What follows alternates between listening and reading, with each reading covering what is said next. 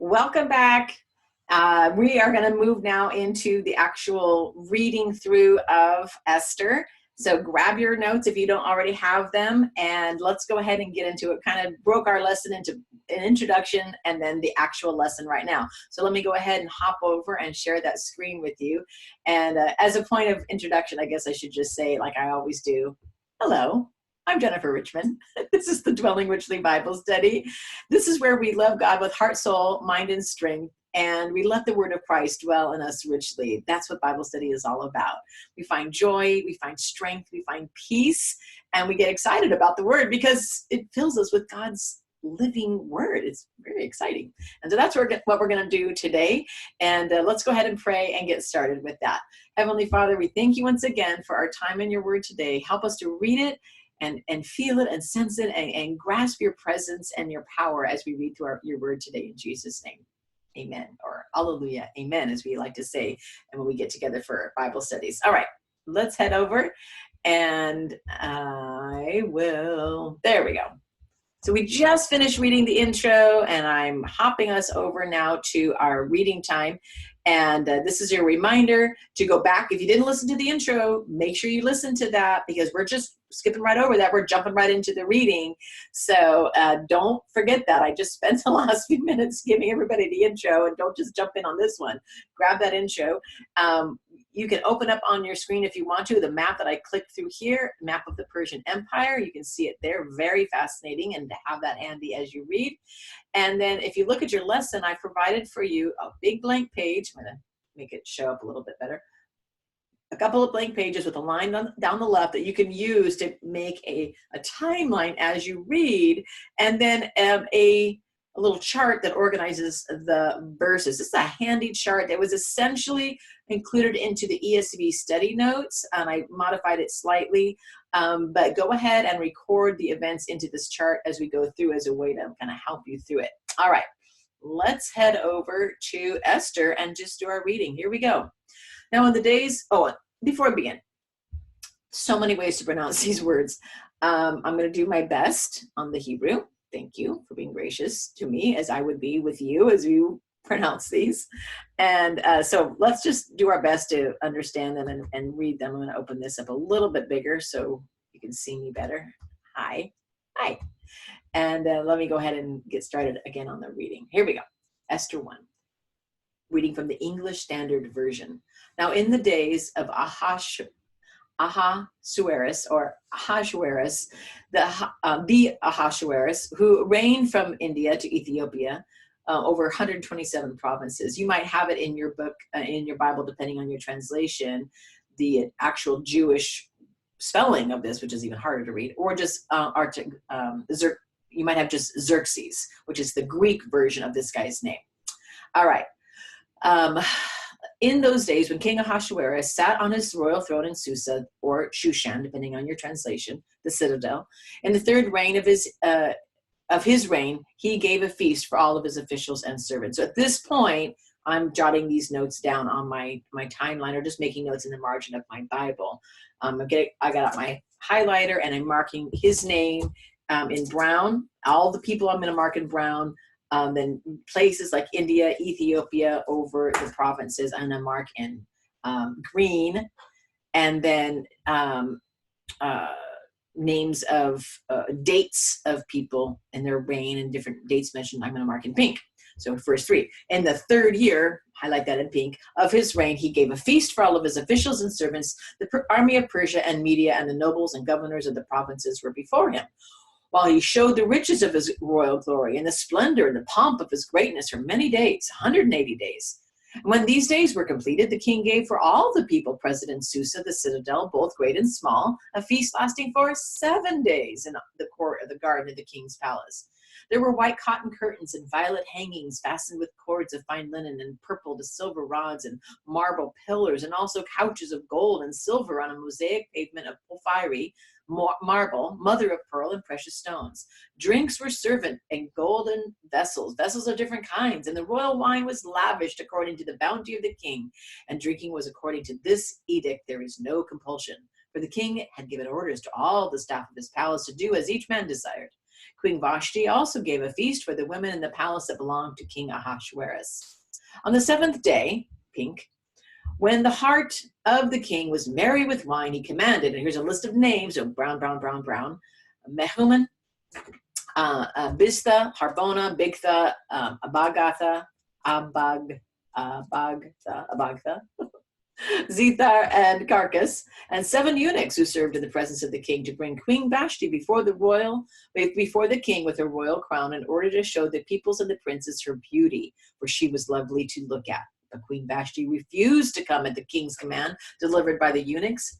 At this the king became enraged, and his anger burned within him.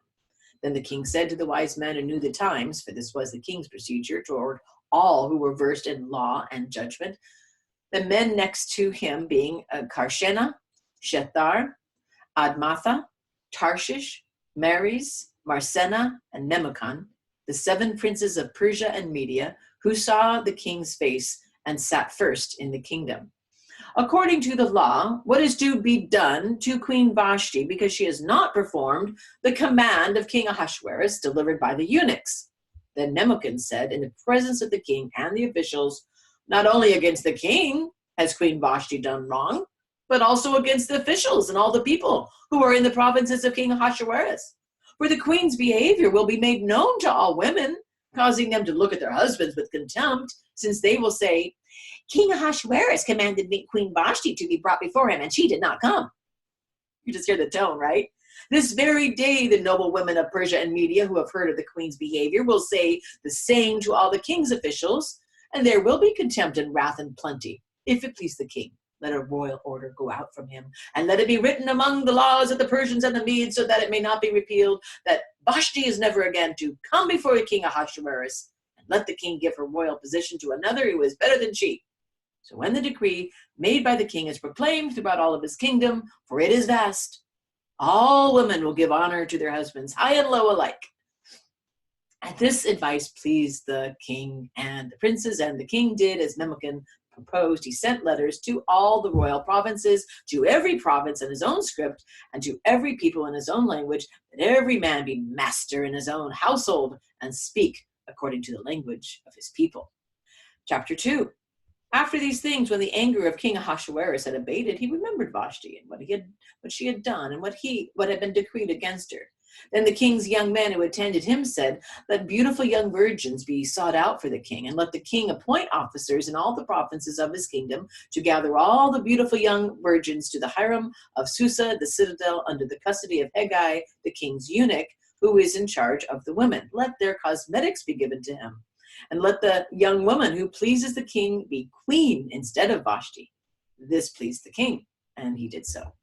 Now there was a Jew in Susa, the citadel, whose name was Mordecai.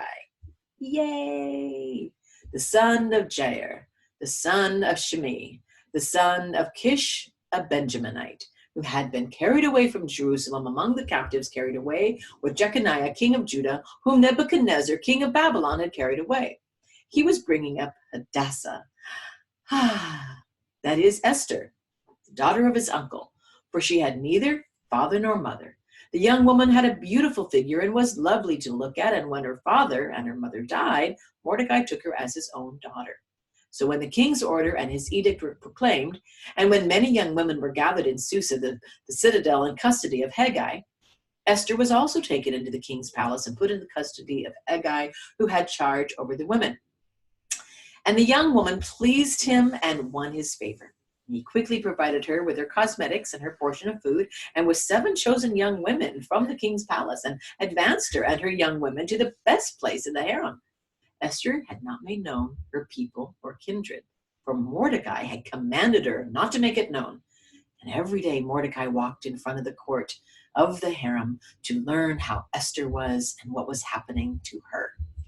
Now, when the time came for each young woman to go into King Ahasuerus, after being 12 months under the regulations for the women, since this was the regular period of their beautifying, 6 months with oil of myrrh and 6 months with spices and ointments for women, when the young woman went away to the king in this way, she was given whatever she desired to take with her from the harem to the king's palace. In the evening, she would go in In the morning, she would return to the second harem in custody of Shashgaz, the king's eunuch who was in charge of the concubines. She would not go into the king again unless the king delighted in her and was summoned her by name. When the turn came for Esther, the daughter of Abihail, the uncle of Mordecai, who had taken her as his own daughter, to go into the king, she asked for nothing except what Haggai, the king's eunuch, who had charge of the women, advised. Now Esther was winning favor in the eyes of all who saw her. And when Esther was taken to King Ahasuerus into his royal palace in the 10th month, now write that down, there's a good date, which is the month of Tebeth, in the 7th year, another good date, 10th month, 7th year, the king loved Esther more than all the women, and she won grace and favor in his sight more than all the virgins, so that he set the royal crown on her head and made her queen instead of Vashti. Then the king gave a great feast for all of his officials and servants. It was Esther's feast. He also granted a remission of taxes to the provinces and gave gifts with royal generosity. Now, when the virgins were gathered together the second time, Mordecai was sitting at the king's gate. Esther had not made known her kindred or her people, as Mordecai had commanded her, for Esther obeyed Mordecai just as when she was brought up by him. In those days, as Mordecai was sitting at the king's gate, Bigthan and Teresh, remember their names from earlier, Brown, two of the king's eunuchs who guarded the threshold, became angry and sought to lay hands on King Ahasuerus. And this came to the knowledge of Mordecai, and he told it to Queen Esther, and Esther told the king in the name of Mordecai. When the affair was investigated and found to be so, the men were both hanged on the gallows. And it was recorded in the book of the Chronicles in the presence of the king. Esther chapter 3. After these things, King Ahasuerus promoted Haman the Agagite, the son of Hammedatha, and advanced him and set his royal throne above all the officials who were with him. And all the king's servants who were at the king's gate bowed down to him and paid homage to him. Bowed down to, I lost my spot. A king's gate bowed down and paid homage to Haman, for the king had so commanded concerning him. But Mordecai did not bow down or pay homage. Then the king's servants who were at the king's gate said to Mordecai, "Why do you transgress the king's command?" And when they spoke to him day after day, but not listened to them, they told Haman in order to see whether Mordecai's words would stand, for he had told them that he was a Jew. And when Haman saw that Mordecai did not bow down or pay homage to him, Haman was filled with fury, but he disdained to lay hands on Mordecai alone. So as they made known to him the people of Mordecai, Haman sought to destroy all the Jews, the people of Mordecai, throughout the whole kingdom of Ahasuerus. In the first month, which is the month of Nisan, in the 12th year of King Ahasuerus, they cast pur, that is, they cast lots before Haman day after day, and they cast it month after month till the 12th month, which is the month of Adar. Then Haman said to King Ahasuerus, "There is a certain people scattered abroad and dispersed among the peoples of all the provinces in your kingdom. Their laws are different from those of every other people. They do not keep the king's laws, so that it is not to the king's profit to tolerate them. If it please the king, let it be decreed that they may be destroyed. And I will pay 10,000 talents of silver into the hands of those who have charge of the king's business, that they may put it in the king's treasuries." So the king took his signet ring from his hand, gave it to Haman the Agagite, the son of Hammedatha, the enemy of the Jews. And the king said to Haman, "The money is given to you. The people also do with them as it seems good to you." Then the king's scribes were summoned on the 13th day of the first month. Pink, dates are in pink. Write that down. An edict, according to all that Haman commanded, was written to the king's satraps and to the governors over all the provinces and to the officials of all the peoples, to every province in its own script and every people in its own language. It was written in the name of King Ahasuerus and sealed with the king's signet ring.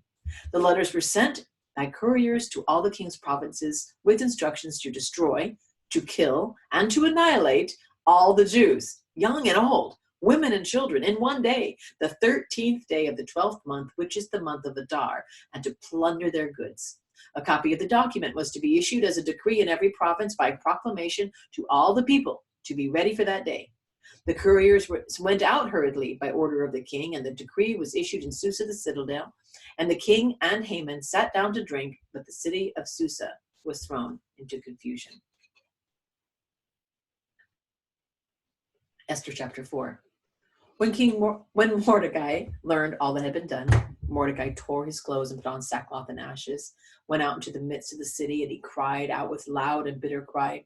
He went up to the entrance of the king's gate, for no one was allowed to enter the king's gate clothed in sackcloth, and everyone in every province, wherever the king's command and his decree reached, there was great mourning among the Jews, with fasting and weeping and lamenting, and many of them lay in sackcloth and ashes.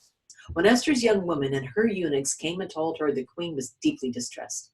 She sent garments to clothe Mordecai, so he may take off his sackcloth, but he would not accept them. Then Esther called for Hathach, one of the king's eunuchs who had been appointed to attend her, and ordered him to go to Mordecai to learn what this was and why it was.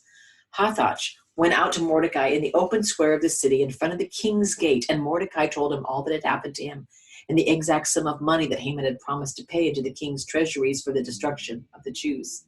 Mordecai also gave him a copy of the written decree issued in Susa for their destruction, that it might show it to Esther and explain it to her and command her to go to the king to beg his favor and plead with him on behalf of her people.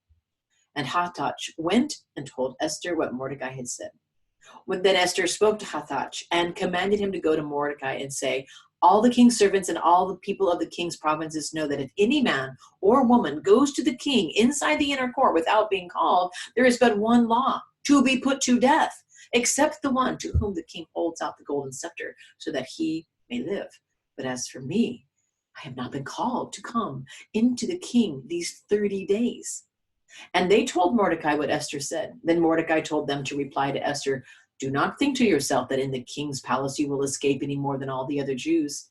For if you kept silent at this time, relief and deliverance will rise from the Jews from another place, but you and your father's house will perish. And who knows whether you have not come to the kingdom for such a time as this? Then Esther told them to reply to Mordecai, go gather all the Jews to be found in Susa, and hold a fast on my behalf, and do not eat or drink for 3 days, night or day. And I, my young woman, will also fast as you do. Then I will go to the king, though it is against the law, and if I perish, I perish. Mordecai then went away and did everything as Esther ordered him. Esther chapter 5. On the 3rd day, Esther put on her royal robes and stood in the inner court of the king's palace in front of the king's quarters, while the king was sitting in his royal throne inside the throne room opposite the entrance to the palace. And when the king saw Queen Esther standing in the court, she won favor in his sight. And he held out to Esther the golden scepter that was in his hand. Then Esther approached and touched the tip of the scepter. And the king said to her, what is it, Queen Esther? What is your request? And it shall be given to you. Let the king and Haman come today to a feast. And Esther said, oh, sorry, I skipped that. And the king said to her, verse 3, and the king said to her, what is it, Queen Esther? What is your request? It shall be given you, even to half of my kingdom. And Esther said, if it please the king, let the king and Haman come today to a feast that I have prepared for the king. Then the king said, bring Haman quickly, so that we may do as Esther has asked. So the king and Haman came to the feast that Esther had prepared. And as they were drinking wine after the feast, the king said to Esther, what is your wish? It shall be granted to you. What is your request? Even to the half of my kingdom, it shall be fulfilled. Then Esther answered, my wish and my request, if I have found favor in the sight of the king, and if it please the king to grant my wish and fulfill my request, let the king and Haman come to the feast that I will prepare for them. And tomorrow I will do as the king has said. And Haman went out that day, joyful and glad of heart. But when Haman saw Mordecai in the king's gate, he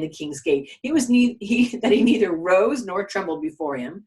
He was filled with wrath against Mordecai. Nevertheless, Haman restrained himself and went home, and he sent and brought his friends and his wife Zeresh. And Haman recounted to them the splendor of his riches, the number of his sons, and all the promotions with which the king had honored him, and how he had advanced him above the officials and the servants of the king. Then Haman said, even Queen Esther let no one but me come with the king to the feast she prepared, and tomorrow also I am invited by her together with the king, yet all this is worth nothing to me, so long as I see Mordecai the Jew sitting in the king's gate. Then his wife Zeresh and all of his friends said to him, let a gallows 50 cubits high be made, and in the morning tell the king to have Mordecai hanged on it. Then go joyfully with the king to the feast. This idea pleased Haman, and he had the gallows made. Ugh, Haman. On that night, the king could not sleep, and he gave orders to bring the book of memorable deeds, the Chronicles, and they were to be read before the king. And it was found written how Mordecai had told about Bigthana and Teresh, two of the king's eunuchs, who guarded the threshold and who had sought to lay hands on the king Ahasuerus. And the king said, "What honor or distinction has been bestowed on Mordecai for this?" The king's young men who attended him said, "Nothing has been done for him."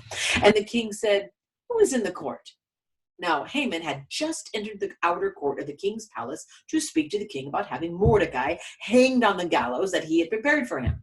And the king's young men told him, "Haman is there, standing in the court."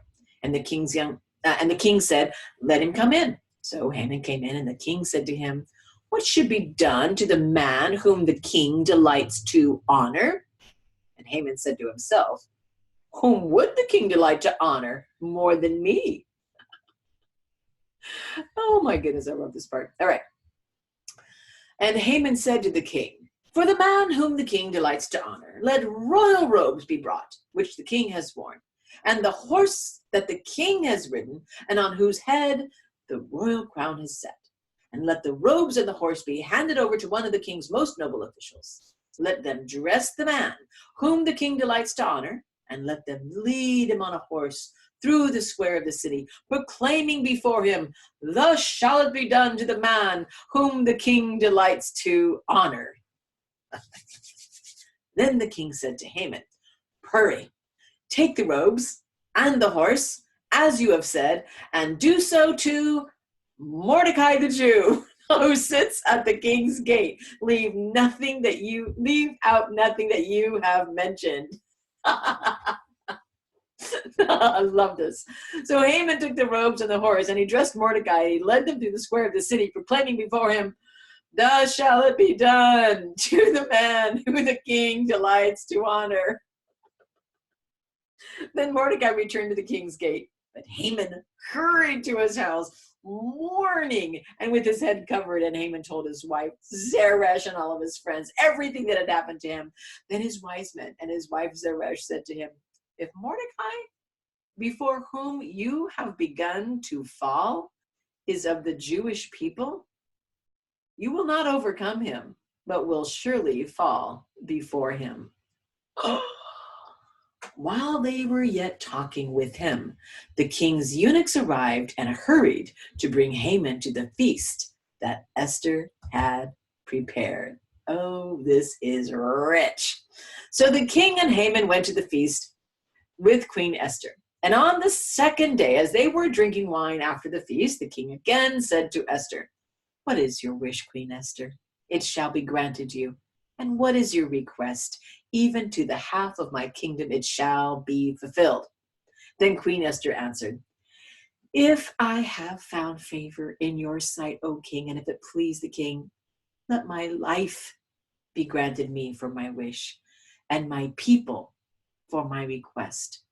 For we have been sold, I and my people, to be destroyed and to be killed and to be annihilated. If we had been sold merely as slaves, men and women, I would have been silent. For our affliction is not to be compared with the loss to the king." Then King Ahasuerus said to Queen Esther, Who is he? Where is he who has dared to do this?"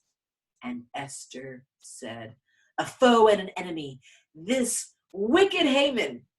Then Haman was terrified before the king and the queen. And the king arose in his wrath from the wine drinking and went into the palace garden. But Haman stayed to beg for his life from Queen Esther, for he saw that harm was determined against him by the king.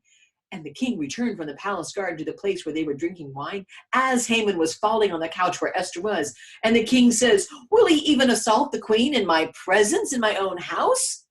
And as the word left the mouth of the king, they covered Haman's face. Then Harbona, one of the eunuchs in attendance on the king, said, "Moreover, the gallows that Haman had prepared for Mordecai, whose word saved the king, is standing at Haman's house, 50 cubits high." And the king said, "Hang him on that." So they hanged Haman on the gallows that he had prepared for Mordecai. Then the wrath of the king abated. Esther 8. On that day, King Ahasuerus gave to Queen Esther the house of Haman, the enemy of the Jews. And Mordecai came before the king, for Esther had told her, for Esther had told what he was to her. And the king took off his signet ring, which had been taken from Haman, and gave it to Mordecai. And Esther set Mordecai over the house of Haman. Then Esther spoke again to the king. She fell at his feet and wept and pleaded with him to avert the evil plan of Haman the Agagite and the plot that he had devised against the Jews. When the king held out the golden scepter to Esther, Esther rose and stood before the king. And she said, if it pleased the king, and if I found favor in his sight, and if the thing seems right before the king, and if I am pleasing in his eyes, let an order be written to revoke the letters devised by Haman the Agagite, the son of Hammedatha, which he wrote to destroy the Jews who are in the provinces of the king.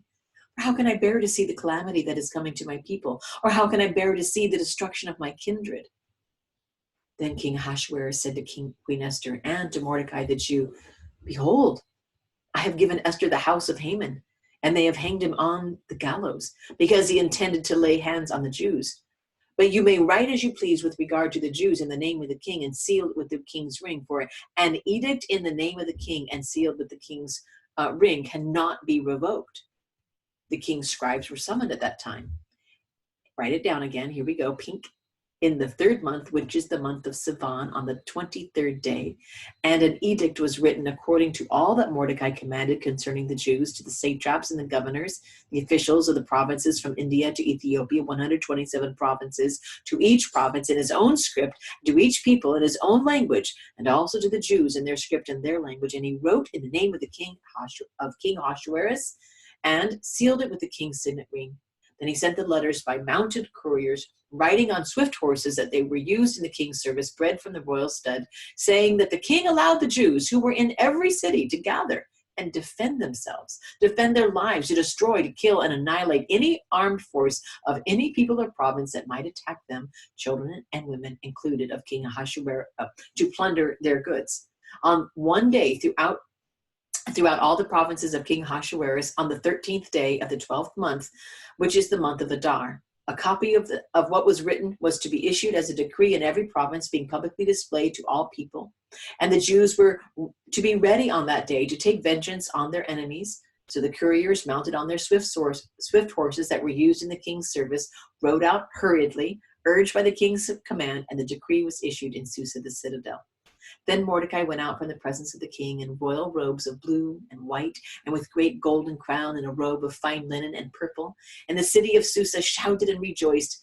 The Jews had light and gladness and joy and honor, and in every province and in every city, wherever the king's command and his edict reached, there was gladness and joy among the Jews, a feast and a holiday. And many from the peoples of the country declared themselves Jews, for fear of the Jews had fallen on them. Amazing.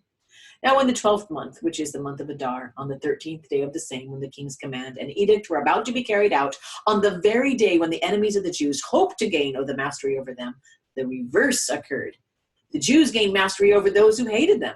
The Jews gathered in their cities throughout all the provinces of King Ahasuerus to lay hands on those who sought their harm, and no one could stand against them, for the fear of them had fallen on all peoples. And all the officials of the provinces and the satraps and the governors and the royal agents also helped the Jews, for the fear of Mordecai had fallen on them. For Mordecai was great in the king's house, and his fame spread throughout all the provinces, for the man Mordecai grew more and more powerful. The Jews struck all their enemies with the sword, killing and destroying them, and did as they pleased to those who hated them. In Susa, the citadel itself, the Jews killed and destroyed 500 men, and also killed Parshadatha, and Dalphon, and Aspatha, and Poratha, and Adaliah, and Aridatha, and Parmashatha, and Arisai, and Aridai, and Vaitha, the 10 sons of Haman, the son of Hammedatha, the enemy of the Jews, but they laid no hand on the plunder. That very day, the number of those killed in Susa, the citadel, was reported to the king. And the king said to Queen Esther, in Susa, the citadel, the Jews have killed and destroyed 500 men, and also the 10 sons of Haman. Then have they done in the rest of the king's provinces? Now what is your wish? It shall be granted to you. And what further is your request? It shall be fulfilled. And Esther said, if it please the king, let the Jews who are in Susa be allowed tomorrow to do according to this day's edict, and let the 10 sons of Haman be hanged on the gallows. So the kings commanded this to be done, and a decree was issued in Susa. The 10 sons of Haman were hanged. The Jews who were in Susa gathered also on the 14th day of the month of Adar, and they killed 300 men in Susa. They laid no hands on the plunder. Now the rest of the Jews who were in the king's provinces also gathered to defend their lives and got relief from their enemies and killed 75,000 of those who hated them. But they laid no hands on the plunder. This was on the 13th day on the month of Adar, and on the 14th day they rested and made that a day of feasting and gladness. But the Jews who were in Susa gathered on the 13th day and on the 14th and rested on the 15th day, making that a day of feasting and gladness. Therefore the Jews of the villages who live in the rural towns hold the 14th day of the month of Adar as a day for gladness and feasting, as a holiday, and as a day on which they send gifts of food to one another.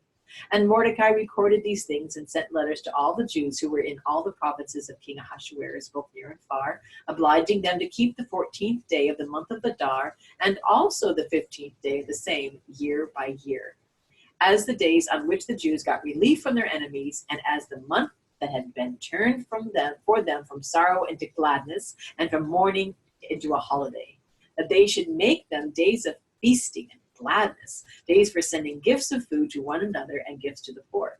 So the Jews accepted what they had started to do and what Mordecai had written to them.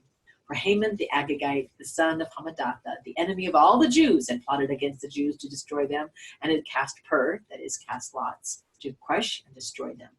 But when it came before the king, he gave orders in writing that this evil plan that he had devised against the Jews should return on his own head, and that he and his sons should be hanged on the gallows. Therefore they called these days Purim, after the term Pur. Therefore, because of all that is written in this letter, and of what they had faced in this matter, and of what had happened to them, the Jews firmly obligated themselves and their offspring on all who joined them, that without fail they would keep these 2 days according to what is written and at the time appointed every year. That these days should be remembered and kept throughout every generation, in every clan, province, and city, and that these days of Purim should never fall into disuse among the Jews, nor should the commemoration of these days cease among their descendants. Then Queen Esther, the daughter of Abihail, and Mordecai the Jew, gave full written authority, confirming the second letter about Purim. Letters were sent to all the Jews to the 127 provinces of the kingdom of Ahasuerus in the words of peace and truth, that these days of Purim should be observed at their appointed seasons, as Mordecai the Jew and Queen Esther obligated them, and as they had obligated themselves and their offspring with regards to their fasts and their lamenting. The command of Esther confirmed these practices of Purim, and it was recorded in writing. Esther 10. King Ahasuerus imposed tax on the land and on the coastlands of the sea, and all the acts of his power and might, and the full account of the high honor of Mordecai, to which the king advanced him, are they not written in the book of the Chronicles of the kings of Media and Persia? For Mordecai the Jew was second in rank to King Ahasuerus, and he was great among the Jews, and popular with the multitude of his brothers, for he sought the welfare of his people, and spoke peace to all his people. Wow. Did you make it all the way through to the end in one sitting? That's a lot to read in one day. Congratulations if you did that. At this time, maybe you have already finished writing your notes as I've been reading. You've just been jotting down notes. Hopefully that was a simple way for you to do that. I hope that was helpful for you. And I'd love to hear from you. Any insights that you have, any little aha moments or any little connection points that you were making as we began this study. So take the time to do that. And as always, know, as we go through this study, you're loved, you're prayed for. Share this study with a friend. Invite other people to join us in this. And until we meet again, know that you are loved.